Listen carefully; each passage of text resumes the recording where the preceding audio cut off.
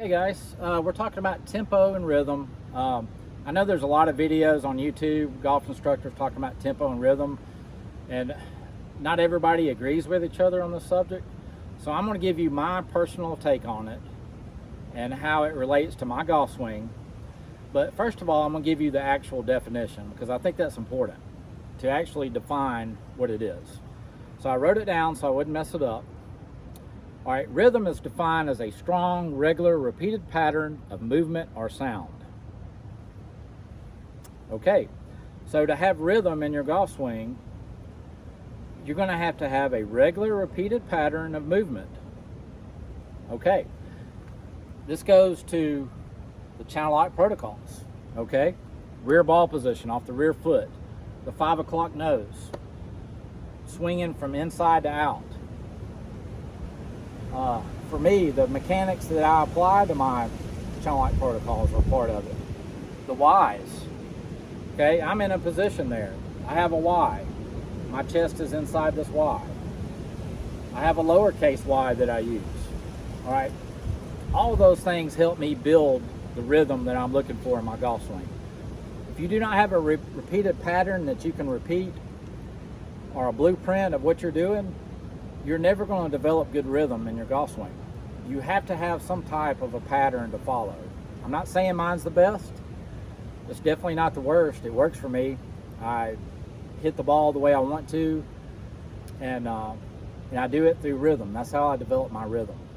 Now, I believe everybody has rhythm. I believe that you're born with it. You can hear your mother's heartbeat. That is a rhythm before you're born. You take a small child, when they start learning how to walk, they start getting their balance. Turn on some music and watch what that small child does. They immediately start dancing and moving. May not be the most rhythmic or the smoothest, but all of them, I guarantee you, will dance when they hear music. And I just love watching that. And that's something that we have deep inside of us, and I believe it comes actually from your heart. I actually believe that. So now if you're going to get good at dancing, of course the child's not going to be great at dancing right off the bat. You have to practice. You have to practice movements. You have to learn certain dances. Now you'll do it at a different tempo, and that dance may look different just by the tempo you're dancing at, but there is actual movements that you have to learn particular dances. It's the same way in sports. Okay, any athletic endeavor, you have to train certain positions so you can develop rhythm. I like to use Tom Brady as an example. He has perfect throwing mechanics. Okay, that makes his rhythm just impeccable.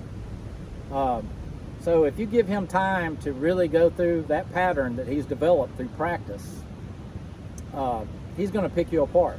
Okay, same way with a guy that throws a baseball.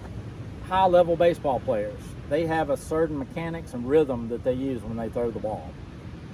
Same way shooting a free throw or shooting a jump shot. You have a certain rhythm and a pattern that was established through practice, through trial and error, and you establish that pattern. So I believe everybody has that, and you just have to tap into that. Now, tempo is defined as the rate or speed of motion or activity. So the tempo can be different. Once you develop your rhythm and you have a repeated pattern, your tempo is your choice, something you can experiment with. There are plenty of examples of great players that have slow tempos, players that have fast tempos, and all the ones in between. So what I'm advocating, swinging on the shaft plane with the channel lock protocols, you can release that golf club anytime you want to. You can have any type of tempo you want to. But if you have that repeated pattern that develops your rhythm, you're going to hit good golf shots. So you have to have some type of a recipe or some type of pattern to follow. You do that with your practice. The practice that you put in will develop those skills. They're going to develop those patterns that you need to develop your rhythm. Now, when I'm playing golf, I never think about that. Everything I do is natural. The only positions I really think about when I play golf is my ball position. So I've already ingrained that through my practice routine and the time I put in developing those positions, which in turn developed my rhythm. So I hope that helped. If you have any questions, feel free to. If you don't agree with this, that's great. Give me your explanation. I'd love to hear it because I'm always open to learning new things. And this is just simply my take on it. You know, it might be a help to somebody else. So have a good day, and we'll catch you later. Okay, this is how I use my lower body to help develop rhythm in my golf swing. Okay, I'm kind of old school because I like to kick this knee in along with the shoulder. So I've always admired those type of golf swings. I love the flow of it. I always had trouble with that though, like in a traditional golf swing, because I felt like my knee had to go further and I had too much weight transfer going one direction and the other. So I never really liked that. Never felt quite right to me. Whereas with channel lock, I can kick that knee in along with the shoulder, and if you start going lateral, you'll know it immediately because you're going to fall over that way and you're going to get a lot of pressure on your right hip. So what it does, it helps train you to turn inside this box right here. You're just turning right inside of that box. Okay? Now, kicking that knee also is going to make it easier to get back here in the channel and turn your chest and get that capital Y. Okay?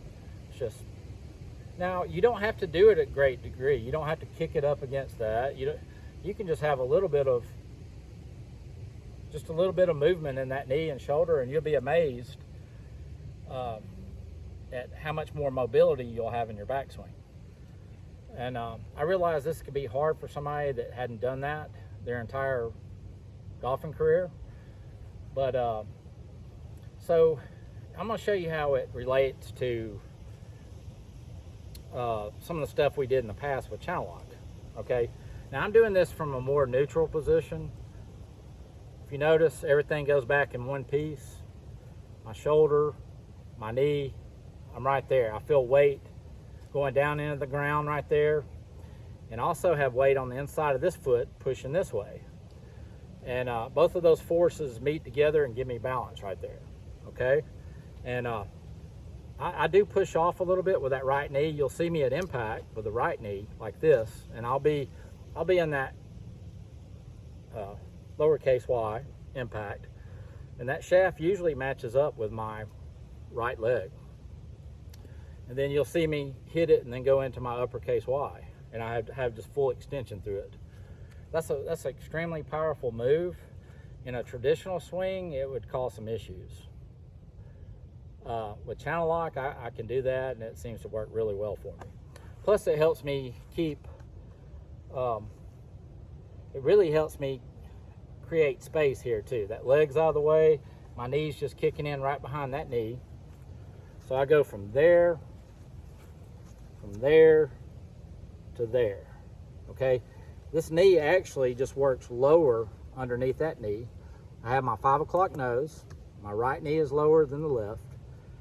The right side of my pelvis is lower than the lead. Right shoulder is lower than my left shoulder. My right eye is lower than my left eye.